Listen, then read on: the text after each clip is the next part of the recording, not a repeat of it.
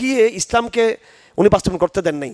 BNP ক্ষমতায় গিয়ে ইসলামকে, বিএনপি ক্ষমতায় যাওয়ার আগে খুব ভালো ছিল, ক্ষমতায় গিয়ে তারা ইসলামটা বাস্তবায়ন করার নাই। ব্যাপারটা তো সেরকম না। আওয়ামী লীগ খুব ভালো ছিল, ক্ষমতায় গিয়ে তারা ইসলামটা বাস্তবায়ন করে নাই।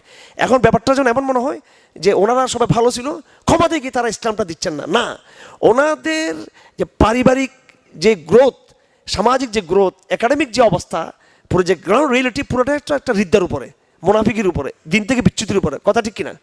সামাজিক যে আমাদের যে সমাজ ব্যবস্থা, রাষ্ট্র ব্যবস্থার কথা বাদ দেন আপনি, আমাদের সমাজ ব্যবস্থাটাই হচ্ছে একটা ইসলামিক শিক্ষা ব্যবস্থাটা কি ইসলামিক?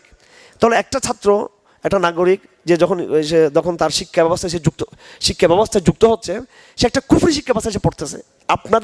আপনারা সবাই তো এখানে জেনারেল শিক্ষিত ভাইরা এখানে আছেন, আপনাদের এই শিক্ষা ব্যবস্থা তো কুফরি শিক্ষা ব্যবস্থা নাকি? এটা নাকি কোরআনি শিক্ষা ব্যবস্থা এটা যেটা পড়ে আসছেন?